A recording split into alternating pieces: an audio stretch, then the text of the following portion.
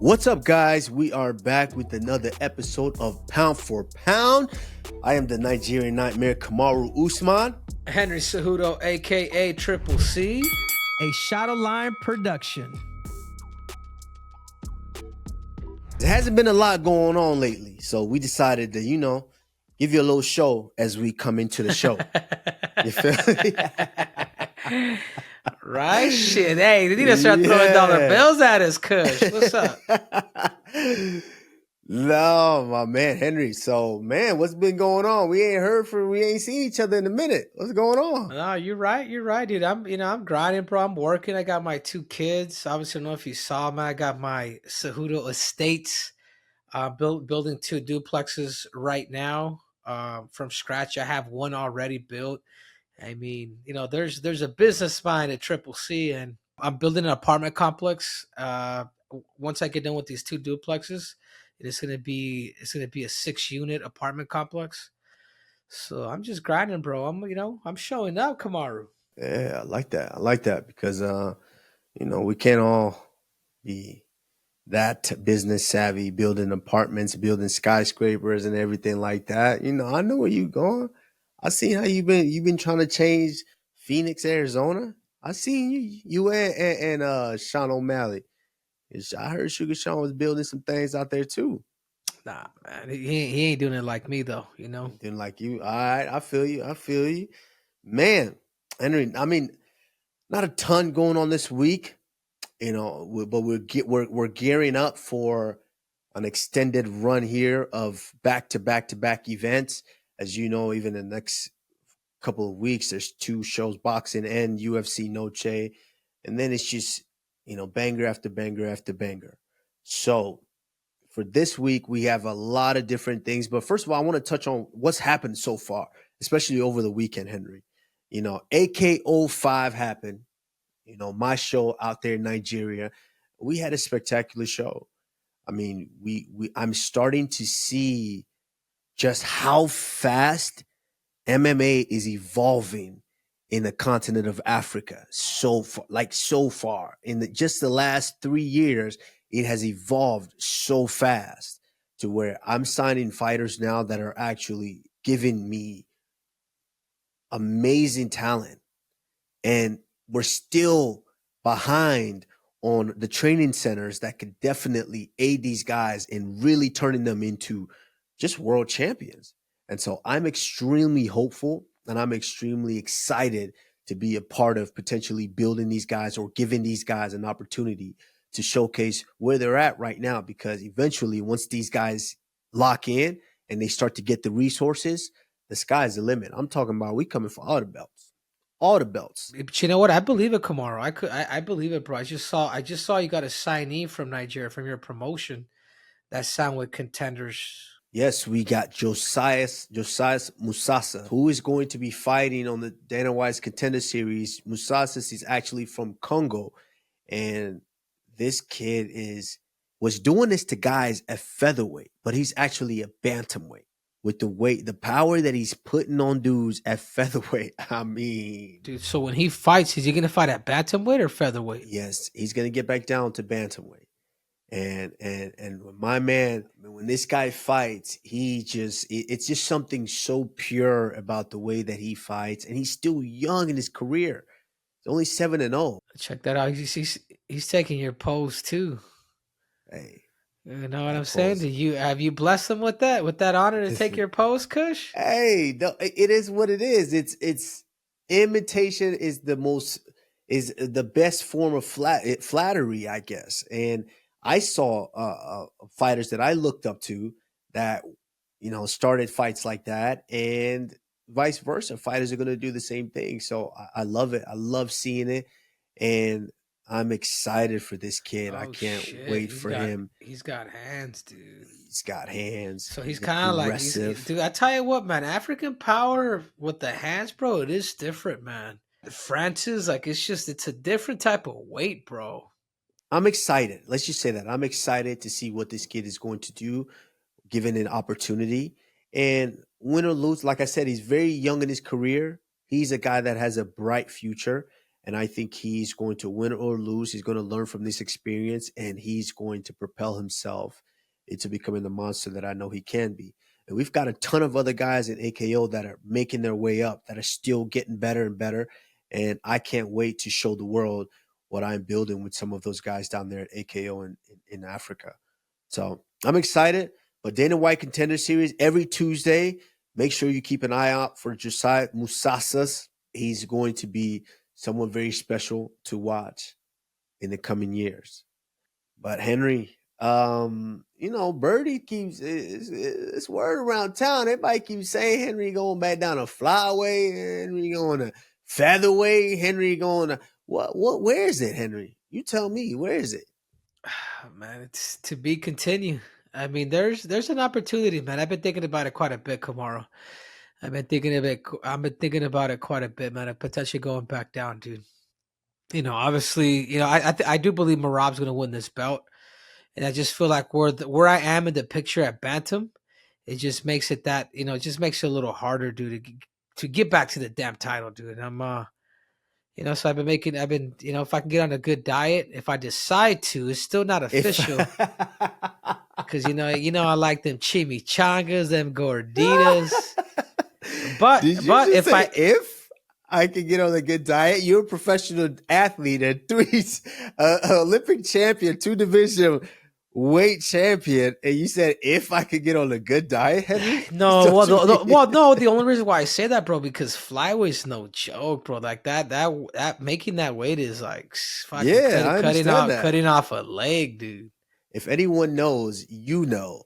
And so when you say if, it means like, don't you know what that feels like? It's to be continued. It's to be continued. I think, I think there's a lot of good fights too. It was about that I left. I left undefeated. I left as champion. I gave it to the flyweights. I saved the damn division. And if I do decide, I want to talk to Mick Mader, man. I mean, I am the savior of the flyweights, and they all know that. So, I always felt like all the flyweights should pay a 20% royalty, to the true king. But no, I'm thinking about it, Kamaru. Honestly, I'm thinking about it. But I got to make sure to really iron out iron just everything out correctly. Go speak to Roman Foreman out at the UFC PI. Go get testing, and it's gonna be a process. And I want to do this right, dude. And if I'm able to do this right, I think I think it'll be easy pickings, man. I understand that 100% because doing it safely is one of the most important things. And in order to do that, we're at a point now and we have resources available to us to where we can find the right pieces and make sure that we're doing it safely and down. We're not 22 or 25 anymore, Henry. We got to be safe about how we do these weight cuts and how we get ourselves down. Yeah, no, for sure, bro. But tell me something. Enough about me, Kamaru. Why don't we talk about you, man? What's going on with these whole rumors, bro, for the welterweight division and Bilal Muhammad? Do you remember his name? Who? Talking about you and Shavkat. Maybe you guys should fight for the number 1 contender spot. I tell you what, man, Bilal Muhammad's gotten pretty cocky with that belt. He's dangling the carrot. I ain't mad at him, but he's dangling the carrot to you guys. And this is me saying it. That's you saying that. I imagine how I feel. I'm like, who the fuck is this guy? Who the fuck is that guy? That's how I feel. I didn't know who this guy was a couple years ago or last year. I didn't hear his name. I don't even remember his name. But I get it. When you there's one thing I said, when you become champion, it's the affirmation of the delusion that you've had in your mind, thinking that you could get there for all these years. And so when you finally get there, you believe that delusion. You're like, oh yeah, I am the best. I can do that. Yeah, I am the best. So, more power to Bilal if that's how he feels. But it's I mean, he's dropping. He paid for someone to do a diss song or whatever that was, or whether someone paid for it. Or something. You did not just bring that up. Turn that up. Hey, turn it up. I got. Turn it up. I got. In the locker room, lacing up his worn-out gloves, thinking about that golden belt, all his dreams of love. Ooh, hit the dance move. Oh, dude. Hey, I tell you what, Kamaru, Bilal is Hey. doing a hell of a good job fucking That song was trolling, dude. corny. That song was as corny as can be. I love corn. Made up of a series. And looking at a golden belt, I have 6 of them in the room next door. 6 of them in the room right there next door. So, yeah, I can look at belts all day. And if I want his belt, I'm coming to take his belt. Yeah, but why don't you just get the fight, Kamaru? I think he's. I want the fight, but I want the fight. But when you've got him saying, I'm gonna sit down, I'll let those guys, you guys fight, and then I'll fight the winner. Listen, that's not a recipe for how you make money. This is about money. Once you become champion, then it becomes about money. I need to make as much as I can with this position that I'm in. I've worked tirelessly to get here to be champion. Now it's time for me to make money. And that's something that I feel like these guys aren't understanding. Because, you want to sit back and you want to wait and then fight someone, it is what it is. For me, the way I looked at it, I want both. I want both guys because I want both paychecks. But he doesn't see it that way. So it is what it is. But at some point, he's going to have to step in there with me and we're going to settle it. But yeah, it is what it is. Keep dropping, corny, weak diss track. Was that what that's called? A diss track?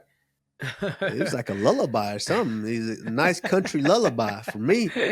But it is what it is. And obviously with this rumor with Shavkat, listen, we're right there to where if the champion decides to fight sometime in the next year and a half, 2 years, then we'll both fight the champion. But if the champion is not deciding to fight, then the division is going to have to move on and fights are going to happen. But right now, all of this is rumors. It is all rumors. All rumors. But listen, I am scared of no one. On less than 9 days' notice, I flew to the other side of the world to fight supposedly the scariest guy. I'm scared of no one. Believe none of these rumors. And at the same time, believe all of these rumors. Anything can happen. That's all I'm going to say. I'm going to just leave it at that. Well, there we have it. Bilal, you've been called out. Take the fight. Take the fight. The Nigerian wants you. But what other than to give thanks to, that's right, Underdog Fantasy. The best place to play fantasy sports.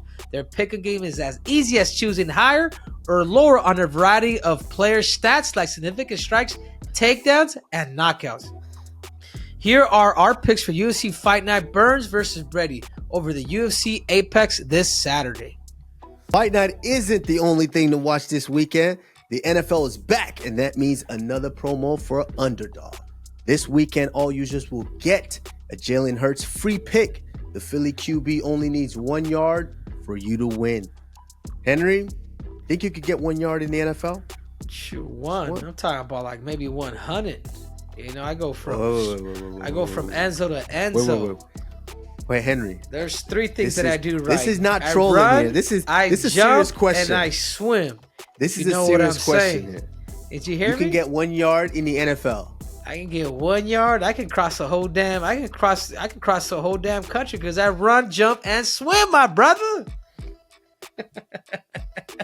I know I could get 1 yard. Dude, but either way, bro, Underdog is available in 30 plus states, including California, Texas, and New York. Use code P4P when you sign up to support the show. Click the link in our bio to get started. Now, guys, this weekend we've got Gilbert Burns taking on Sean Brady. UFC Fight Night live from the Apex. This is a fantastic fight. This is a fight with really, really good implications here because I think the winner of this fight is 1 or 2 fights away from that title right now. Gilbert Burns wins that fight right there. He's been at the top of the division for some time. I think him going up against someone like myself, Leon Edwards, or even potentially Shafkat, puts him in a position for a title shot. Sean Brady wins that fight. I think Sean Brady is still maybe 2 fights away from that title. So this is a fight with really big implications here. I think both guys are virtually identical stats-wise. I think Sean Braley's a little bit younger, but they both are good strikers. Both can grapple very, very well. Both can submit you. Both can wrestle. I think this is a really, really closely contested fight. I think it's just going to come down to the sheer will of who wants it more. That's going to win this fight. Henry, what do you think? Yeah, I think the Look at the sneaker. stats. I Look think at the yeah, no, stats. 100%. I did a breakdown on this quite a bit. They're very similar in that style, but there's one thing that I will say about Sean Brady. Even though he has that one loss to about Bilal Muhammad, he had a hard time fighting backwards, bro. You know, when you have a hard time fighting backwards, it is a 5-round fight. If Gilbert can just bring that pace, I do feel that maybe Gilbert Burns has more knockouts on the feet than a guy like Sean Brady. But he's also 38, where, you know, Sean Brady, I want to say he's 30, 31, or should I say 31? You know, you're right, dude. Like they're very similar in styles, dude. But yeah, obviously, will the experience of Gilbert Burns take over a guy like Sean Brady? Because Gilbert Burns has fought the who's from you Right. to Right. to Hamza Bilal. to Bilal to Tyron Woodley. And he's fought everybody from to JDM, Magny. You know, remember the name Bilal Muhammad. I mean, he's fought them all. But now, could he bring that guerrilla war? Because that's the biggest thing, man. Can he bring that guerrilla war tactically to a guy like Sean Brady? And could Sean Brady use a little bit of that youth, fight him smart to be able to get the dub? That's I would say that's what's really at stake here is that exactly. Can Bilal can Sean Brady bring something different? Because in fights he has been hot in fights, and then he was obviously cold in the fight against the guy Bilal. Yeah, I don't remember. I see how easy I forget his name. Against Bilal. He was cold in that fight to where Bilal was able to keep the pace up on him and eventually get the victory. So and Sean Brady has definitely brought it in his fight against Kelvin Gastelum. He was able to change levels, able to withstand the pressure of Kelvin Gastelum, take him down, get on top, and really dominate in certain positions. So this is going to be that fight that really lets us know how can you compete when you get to the top of the division. And if he's able to get through Gilbert Burns, that I think that's a clear-cut statement that he might be ready for the top of the division. Would that put him? We think that put him in a what ranking is Gilbert Burns? Is Gilbert that puts him top 5, I believe, because Gilbert, I believe, is 5 or 4. I'm not sure. So you're talking about Sean Brady's. I would like to see a Sean Brady versus Gilbert Burns is 6. Yes. So that puts him right there. That puts him right there to where he can get a top 5 fight. Well, whatever it may be, Kamaru, it's what it is, dude. I think that's a tough task in front of him. I think it's going to be a good fight. I think it's just going to end up just pretty much staying on his feet unless somebody takes somebody down. But I do believe it's just both of those guys. It's going to come down to this, and who's better in this department. I like the fight, but I am torn, Henry. I really am, because I like both guys, obviously, and I think this is just one of those things that if Sean Brady's riding on his previous performance, beating a guy like Kelvin Gastelum should definitely give you that confidence that you can get this done and go out there and get it done. But I don't know. Gilbert is battle tested. And I feel like in those situations to where Gilbert has been put into where he has to deal with a lot of that pressure, he really shines. He really fights back. Look at the Chimaev fight. He fought back and could have won that fight. You look at the Damian Maia when he headlined that. He went out there and did his job. And so, in the Woodley fight, he went out there and did his job. So, I'm going to pick Gilbert Burns because I know of his experience. And as long as he goes out there and shows the experience, I think he can. But I pick Gilbert Burns also because I need to see what Sean Brady can do. He's got to show me that he can compete against the elite and the top guys in the division. Once he shows me that, then I start putting Sean Brady in that top 5. But I think they're right there, neck and neck. But I'm going to go with Burns. Yeah, but other than the Sean Brady and the Gilbert Burns fight, just if I can pick one fighter that really stands out, is I'm gonna have to say Natalia Silva, man. This girl trains out in Belo Horizonte, Brazil, or Contagem, Brazil, and she's dude, she's gotten like multiple bonuses in the UFC. Sometimes she's hurt a lot because she trains so hard, and sometimes I don't think she knows how to train. But she's dangerous, bro. She's got kicks. She's got kicks up the middle. She's got kick knockouts. I mean, she's been KOing people left and right. She's been doing an amazing job, and I do believe that if she's able to get past, a girl like, Jessica Andrade, You like, think man, she could beat? You think she beats Jessica? dude, she's Andrade? she's that good, man. Wait, hold on. Enlarge it, so I could see her. Damn, okay, Kush, let me see that thumb. Pause, Henry. Jesus. Every show, God. That was all you. Yeah, you're too. Oh, okay. I've seen her. The young girl. She's very young. Oh, I've seen her. She's got great kicks. She got really good distance control. Ooh. That's a good one. That's a good one, Henry. Yeah, that's a really good fight. Yeah, exactly. And I think stylistically, she's able to keep Jessica Andrade away. Like, dude, Jessica Andrade has 12 damn losses. Jesus Christ, dude. What does that mean? No, that means that I wasn't expecting that many L's, but she's lost quite a bit, dude. That being said, I give Natalia a very high probability, and I could actually see her make winning. Your pick. I'm picking Natalia Silva. You're picking Natalia Silva. I'm gonna go with Jessica Andrade. I think if it's a honestly, I don't get to see her train, but if it's a motivated Jessica Andrade, she's, I think, the winningest female in UFC history, or maybe she has the most fights in women's history in the UFC. But Jessica Andrade is. Whew. I think this is a great fight for Natalia Silva because she's on that point to where she's about to break off potentially and be the new star potentially of the division, to where the company can get behind her and really push her. But you have to fight a killer like Jessica Andrade. And Jessica Andrade is like no one that you've ever fought. When she comes in, no one bangs the body that she does. No one starts to the body and ends of the head. And no one really has that power yet, like she's been putting people out. I believe Jessica Andrade, besides Chris Cyborg and Amanda Nunes, Jessica Andrade is the first time I've really seen a chick crack another chick and put her down like that. Usually we see a lot of TKOs, but she's KOing girls.